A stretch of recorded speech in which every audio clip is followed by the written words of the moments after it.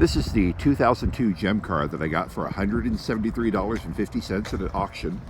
And these are the seats that I bought for it. There's only one seat in there right now. The other seat, which is a matching mirror image, is at the upholstery shop, and they're matching the rear seat bench to the front upholstery. So this is a chair. I got two of them for $130. And it's not, I mean, it's a comfy seat.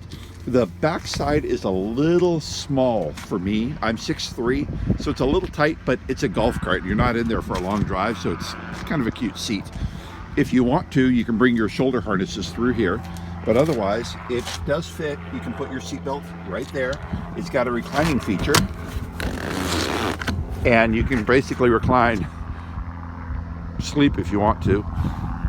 And what I had to do was, these are the rail positions for the original Gem car.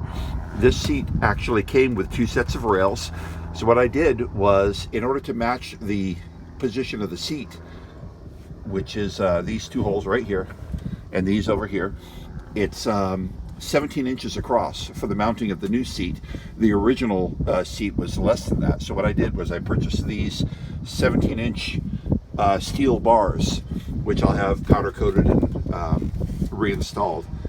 But that's what I had to do to match up with this seat. The seat's not perfect construction. I mean, it's Velcro right here. If I can hold this up, it's Velcroed assembly.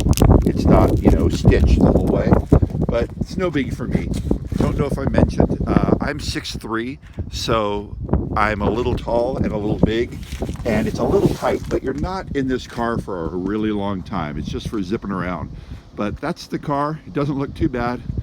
It's 2002, and I got it for $173.50. The seats work out all right.